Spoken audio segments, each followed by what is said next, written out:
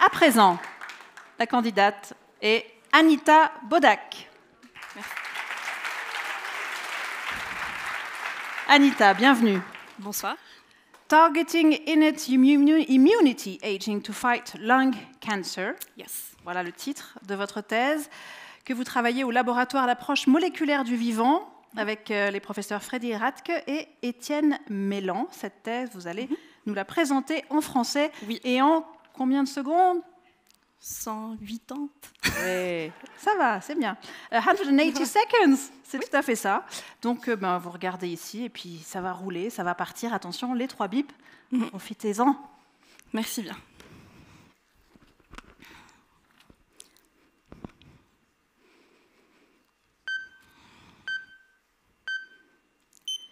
Ma mère a toujours rêvé que je devienne avocate, pour faire régner l'ordre et la justice dans le monde.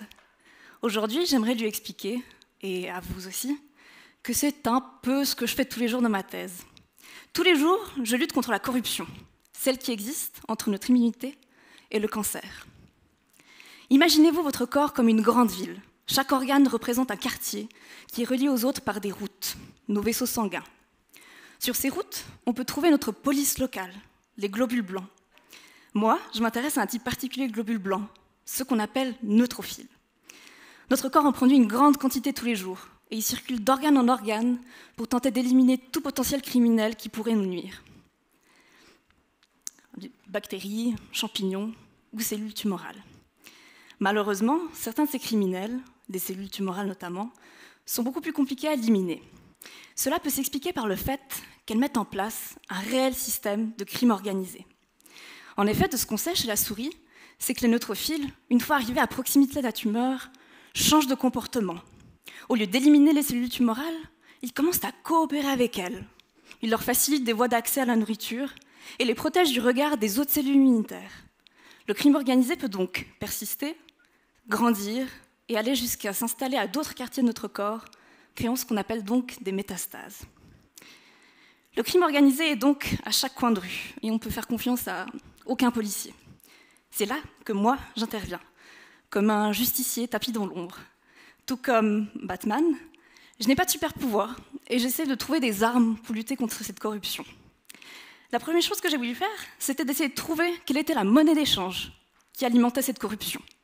Et j'en ai trouvé une certaine molécule produite par les cellules tumorales. Ce que j'ai fait ensuite, c'est que j'ai pris des neutrophiles sains, à qui j'ai donné cette molécule.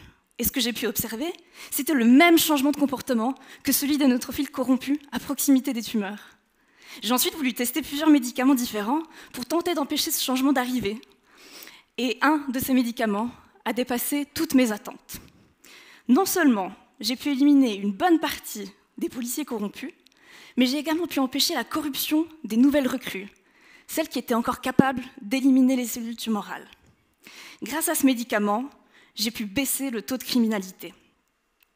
En d'autres termes, la tumeur a ralenti sa progression. Le but pour moi maintenant, c'est de continuer d'étudier cette corruption pour pouvoir trouver d'autres failles qu'on pourrait exploiter et ensuite d'essayer de redonner l'espoir et de ramener la paix et l'ordre dans cette belle ville qu'est notre corps. Merci.